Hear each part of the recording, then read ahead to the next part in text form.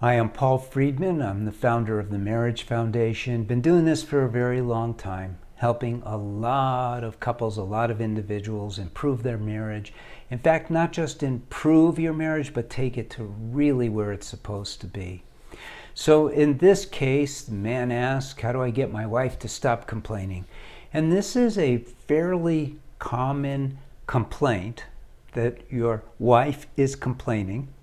It's also a common complaint from women, that their husbands complain. But we're going to deal in this case with you as a man and with your wife. So I did a rediscovery of marriage, because when I was a divorce mediator, it was over 20 years ago, I was working with people to help them get a divorce who had gone through traditional marriage counseling, which means Western psychological thinking. And it doesn't work. So I had to kind of reinvent marriage. And I recognized certain principles that are extremely important to have the kind of marriage that you want. And when I say the kind of marriage that you want, I'm talking one that is producing never-ending, ever-expanding love and ever-increasing happiness till the end of your life. So there's certain principles that you cannot violate.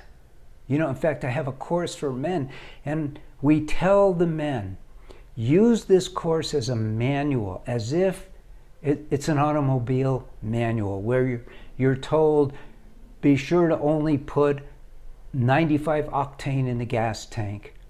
And because some people, when they use the course or read one of my books, what they do is they pick and choose. And so they miss certain things that are very important. You can't put water in your gas tank. There's just certain things you can't do. And in a marriage, one of the things that you can't do is intrude on your partner's free will, because this was not a gift from you. They don't have free will from you. God gives us free will. It is a gift from our Father. No one has the right to mess with it.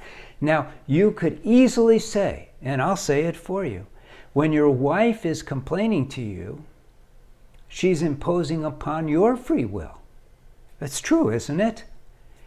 But, not actually but,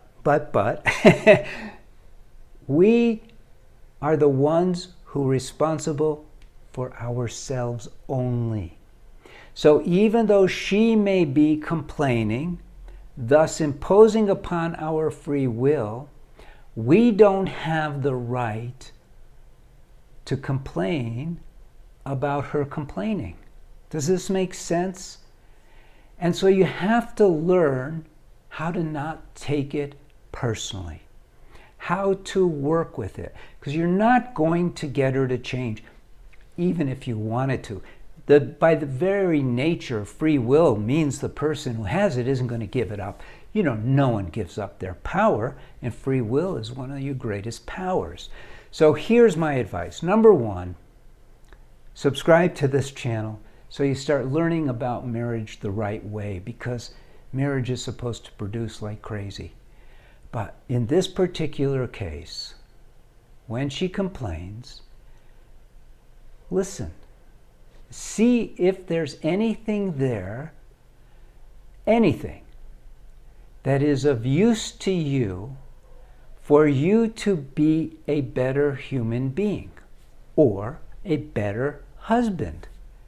So rather than react, because that's what we do when someone complains, is our walls go up. We become reactive. Even just asking, what do I do, is a form of reaction.